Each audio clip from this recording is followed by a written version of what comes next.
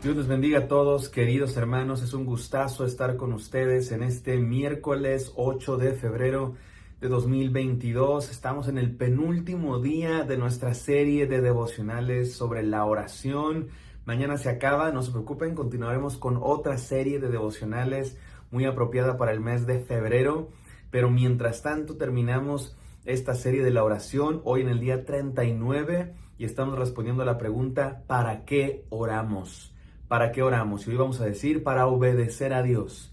Si no nos ha servido, si no nos ha convencido ninguna de todas las respuestas, argumentos que hemos ofrecido aquí sobre por qué orar, para qué orar, qué es la oración, les traigo una el día de hoy muy sencilla, directo, seco, directo y a la cara, como dice mi papá: para obedecer a Dios, simplemente porque es una orden de Dios. Oramos porque Dios quiere que oremos, porque Dios nos ha ordenado que oremos, así, sin más argumentos, sin más razones, sin más filosofía. Dios nos dice que oremos, hay que hacerlo, punto final.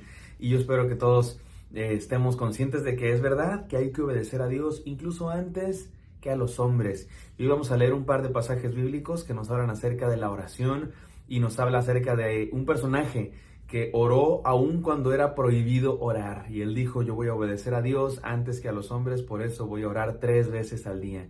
Y vamos a hablar de esto entonces el día de hoy, no sin antes orar precisamente. Gracias, Señor, por esta serie de devocionales en la que nos has hablado tanto.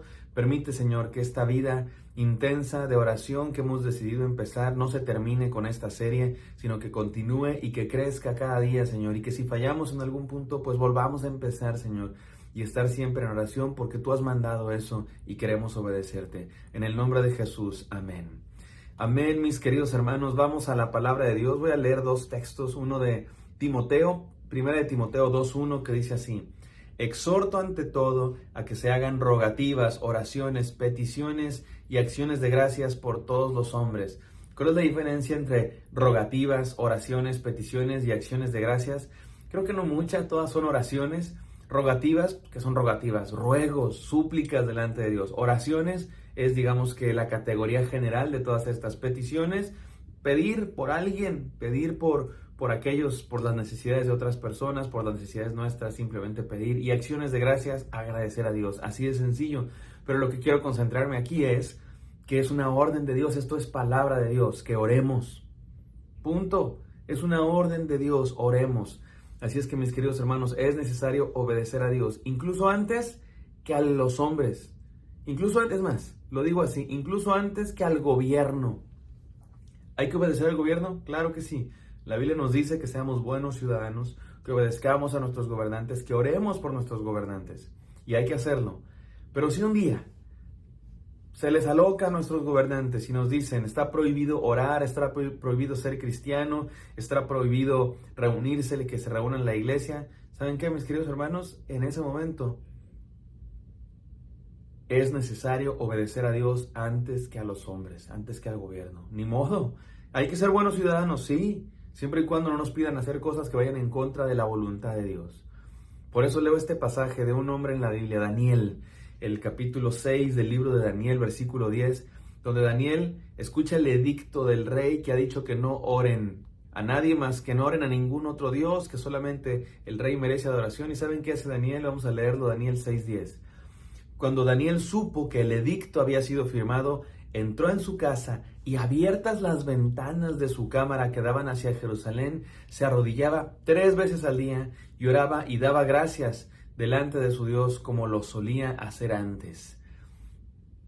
Escuchó que se prohibió en todo el reino orar. Daniel dijo: yo voy a seguir haciéndolo porque yo obedezco a Dios antes que a nadie.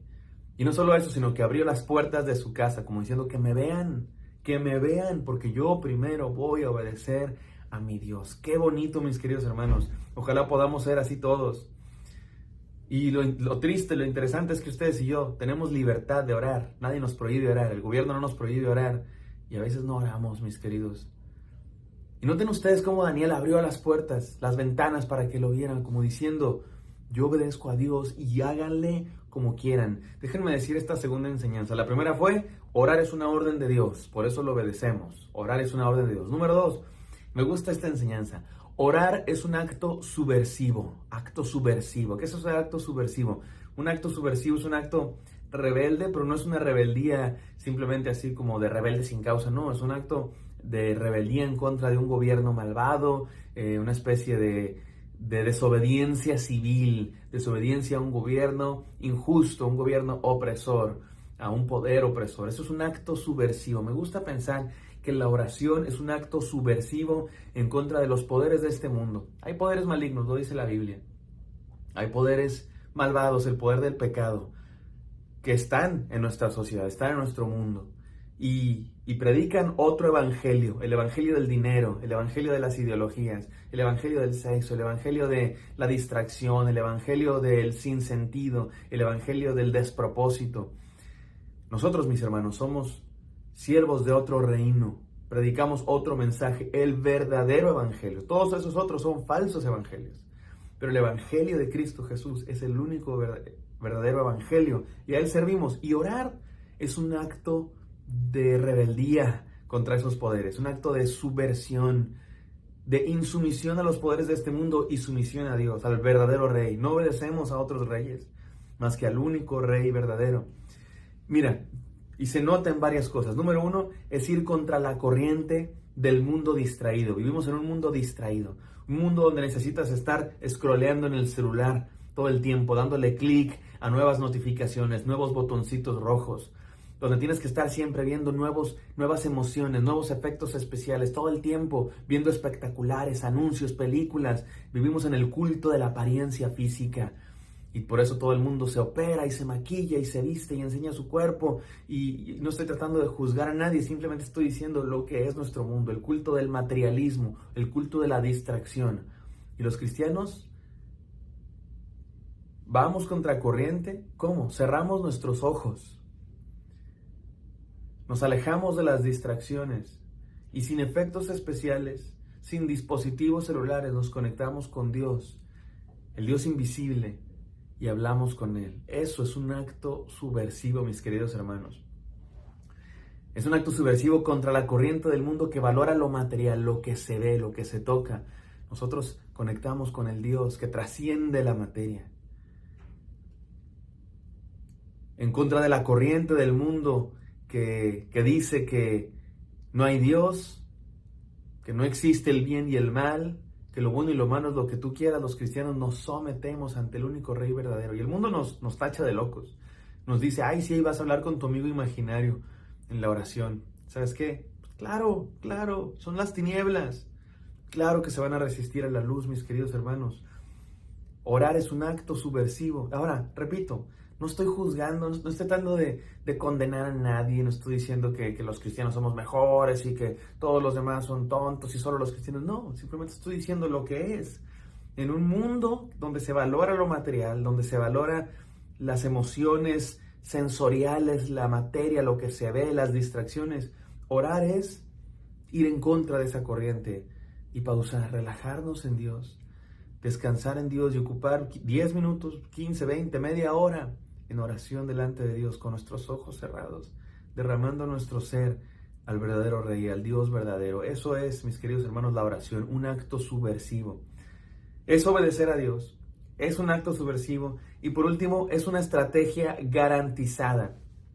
Déjenme decir un poco de esto del acto subversivo y la estrategia garantizada. En la iglesia donde mi papá es pastor, cuando yo asistí a él, tuvimos varias estrategias de la oración. Una de ellas se llamó la estrategia 30-30. ¿Se acuerdan los que la vivieron y los que no les cuento? La estrategia 30-30 era una estrategia de arrodillarnos durante 30 segundos todos los días al llegar a nuestro trabajo. Imagínate esto: llegas a tu trabajo, vas subiendo las escaleras de tu oficina, antes de meterte al elevador que te lleva al piso, antes de entrar al edificio de tu trabajo, antes de subirte a tu carro si eres taxista, antes de entrar al salón si eres maestro, ahí en la puerta de tu trabajo te arrodillas durante 30 segundos y oras. Acto subversivo. ¿Quién hace eso? Nadie. Pero es un acto de decir, Dios, pido a Dios que me bendiga en este día. Dios está presente, Dios es real. Nadie hace eso. Les costaba trabajo a muchos. A mí me costaba trabajo. Yo estaba en la universidad en aquel entonces, pero lo hice ahí en la Facultad de Filosofía y Letras de la Universidad Nacional Autónoma de México. Me arrodillaba yo. Y hubo historias de personas que decían que se les acercaba un compañero. ¿Qué haces? ¿Te pasó? ¿Te caíste? ¿Estás bien? Ah, sí, espérame, es que estoy orando por ti. Que la que le caes mal, la que te trata mal, te pregunta, ¿qué te pasó? Estoy orando por ti. Cambió aquella hermana, no hermana, aquella señora cambió. Era la que maltrataba a la hermana y ahora la trataba bien porque estaba orando por ella. Es un acto subversivo. Mis queridos hermanos, el simple hecho de orar por los alimentos es un acto subversivo. ¿Quién hace eso? La gente le trae alimentos y directo al ataque, ¿no? Porque somos el culto de las sensaciones, del gusto. Antes de los alimentos oramos. Mi tía tenía un perro que oraba por los alimentos, ¿de veras? No oraba, pero sí se quedaba quieto antes de comer sus alimentos. Había visto, yo creo que la familia, antes de comer sus alimentos, tenía un momento de solamente agradecer a Dios, y aquel perrito imitaba eso. No creo que estaba orando realmente, pero sí, los animales dan gloria a Dios, no por voluntad, sino por instinto, son creación de Dios. Y por último, mis hermanos, es una estrategia garantizada. Y esto, mis hermanos, la verdad es que lo metí aquí con calzador, porque hubo una frase que yo dije que a algunos les causó como cosquilla. Más bien yo critiqué la frase, Dios responde sí, no y espera.